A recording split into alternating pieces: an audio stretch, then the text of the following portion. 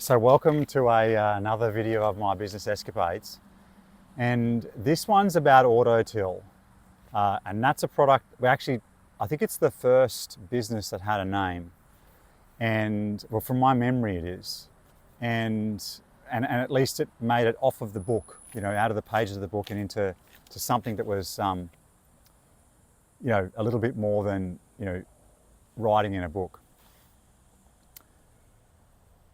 So Autotill was a product about processing every kind of transaction. So this is about 2004, and this is the first business that I ever worked with Jason Rudolph on. And Jason becomes quite integral in my business journey from this point forward. And I met Jason Rudolph when we lived at Cromwell College together. And we were, we were friends, but, we weren't in each other's pockets every day like we were, just 5 years later.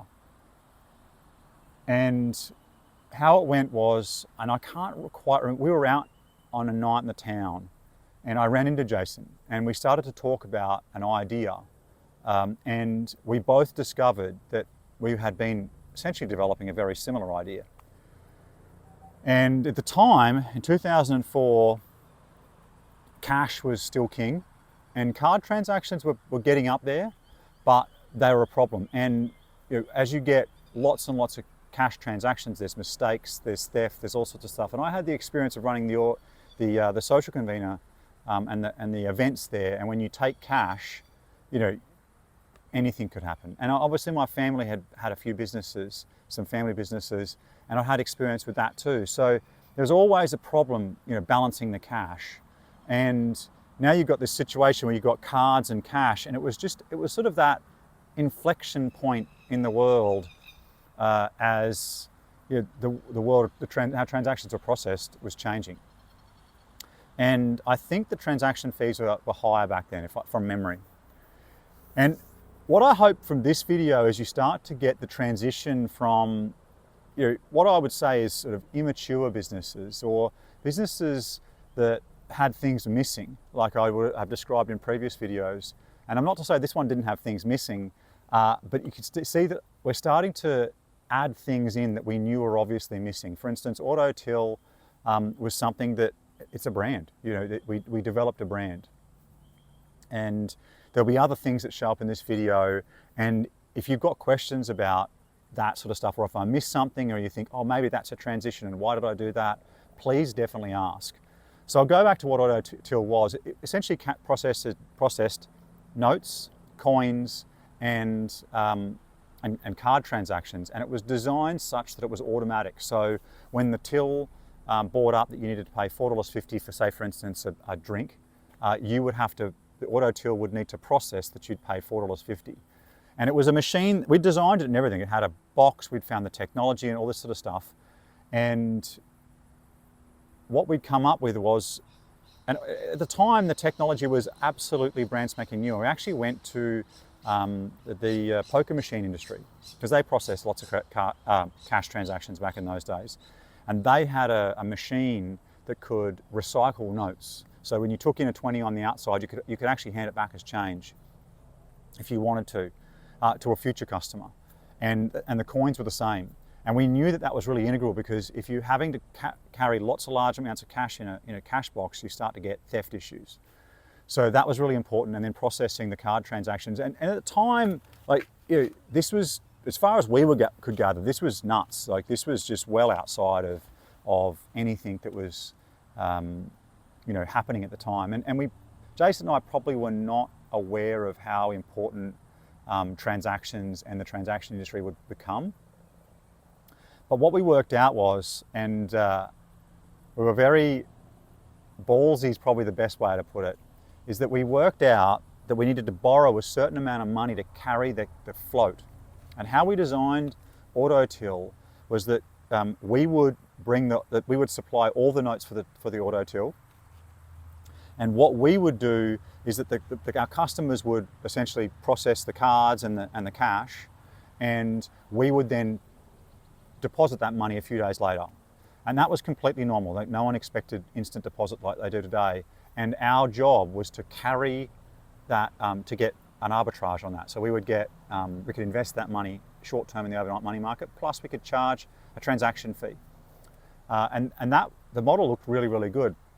And we needed to get a certain number out. I can't remember now. I'd have to go and find the book that I wrote it down in. But it was quite a decent amount, and we had to pay companies to actually go out and empty these machines if they got too full, which was a problem, because you didn't want anyone to be able to open them. You wanted to be a closed box, and essentially we're just depositing what's been taken, you know, on a Tuesday. On a Thursday, we deposit it in their account, and you know, it's just been continuously and constantly recycled. The card transactions, so what? Because there's nothing physical that's going into the machine.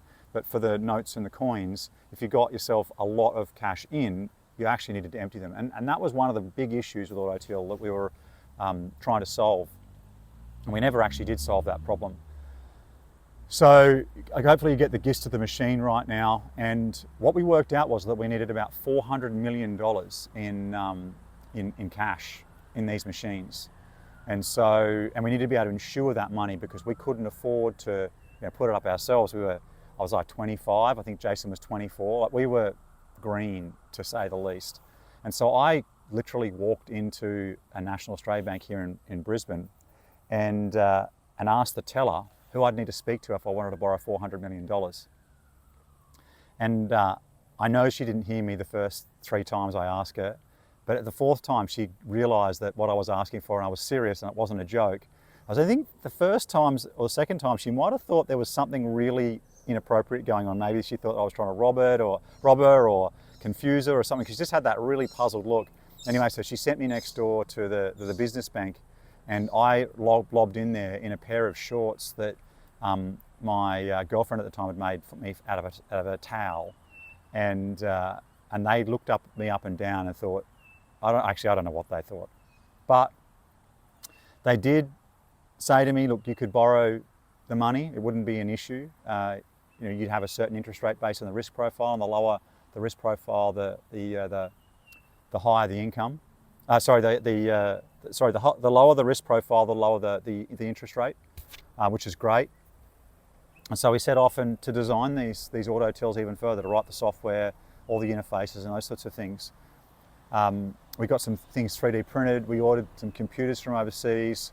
We took actions to build this up. We flew to, I think it was Melbourne or Sydney, and went to a gaming expo, and there was a particular product there. It was actually the only product on the market that could recycle notes. We knew we could get a coin recycler, we just didn't, you know, that we weren't sure if there was a note recycler, and they were, you know, fully capable of recycling notes, this machine. We were a little bit concerned about things like alcohol getting on the notes and getting them sticky, and then gumming the machines up and things like that. But the business model worked. Unfortunately, we were not remotely capable of pulling off a business that complicated, and we did not have the funds to finance it. And that set us on a course of, like, we had an accounting system, I think by now. I think we'd gone and purchased MYOB, which is like an accounting piece of software. I may have even had a company. I think one of the first companies ever started might have been in 2003. So we may have even had a company, and I may have even been processing some, well, it certainly was, you know, not many. And I'd spent a significant amount of money and time on working that stuff out. But what was obvious was while the business worked, we had a brand, we had a product, we had demand, we had a market. We even went out and spoke to people, and they were like, yeah, especially pubs and clubs. Yeah, they were, yeah, and we knew them the best because we're, you know, young and we go to pubs and clubs a lot. But there was also a bit like, no, we're not quite sure what that's going to look like because it's something you'd never seen before. So we just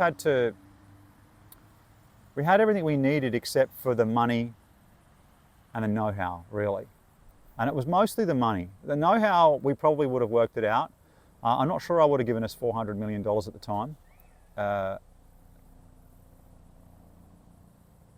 I think that we would have really needed to get a team. We didn't know at the time we needed a team.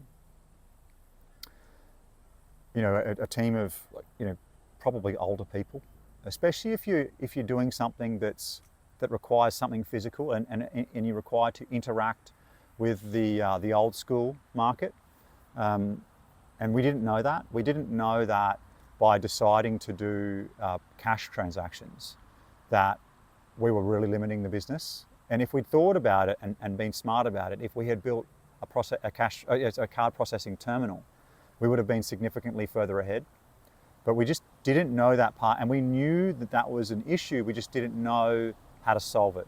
We weren't technically capable enough to understand the payment system and how to break into that. 2004 was a pretty early time in that regard, and many people have made a lot of money in the transaction processing industry since then. We completely missed that. We thought that the competitive advantage we had was giving the ability to process the cash, but we also knew in our heart that cash wasn't going to be around for a long time. 5 or 10 years is the time frame, and that's not really long enough to run a business. So we were stumped, and we weren't. While I'd done the numbers on Autotill, we weren't present to the value of just the card transactions. We did not think about that. I'm not even sure why we didn't. It was completely in our blind spot. So, in essence, we got to a point where we had enough to show investors, but not enough to walk in and say, hey, we think this is a viable business. Because I know that we knew it wasn't. We just weren't sure how to deal with that. So that's really the story of Autotill. But I think what happened with Autotill was that it was the first time that Jason and I ever interacted in business. So it was a really, really good learning lesson of us working together, pooling our resources, being in contact all the time, sharing our knowledge, understanding what we're really great at or not great at, and learning how to work together. And that set us on a course to creating many more businesses together, some successes and some failures. And like I said earlier, it's the most pivotal relationship in business that I established. And we met when I was 19 and he would have been 18. So took us a few years to, it's the stereotypical meet at college in the dorm rooms, America, story. We did it. It was worth every cent. Not that I paid for me to go to college. My parents did. Very fortunate for that. But we've certainly gotten our money's worth out of that adventure. And actually, college, where we met at college, is about 1 kilometre directly behind me. The University of Queensland is just behind me in this video. Not that I planned on that happening. I just realised that right then. So if you've got any questions about Autotill, definitely pop them down the bottom. If you've got any questions, you want anything for me to talk about, ask down the bottom, send me a DM, however you want to get in contact with me. If you want to work with me, if you think to yourself, geez, I want someone who can explain the concepts of business and understands a lot of the very, very nuanced parts of telling a story that is a business. And business is a story. It requires a lot of components to all work and sing in unison together. And the better they sing, the more successful the business is. So if you want to work with me, get in contact. You can jump. There's links down the bottom. My business is TecHaus. There's a link to my book, and I think there'll be a LinkedIn down the bottom as well. So hopefully that was educational for you. It gets pretty interesting after this because Autotill is the start of something that it's almost incredulous. If I hadn't experienced it, I would probably tell you that it was a fantastic story, a great idea for a book or a movie, but certainly not reality or something that I'd ever experienced or anyone, everyday person does. So thanks for watching. I'll see you on the next one.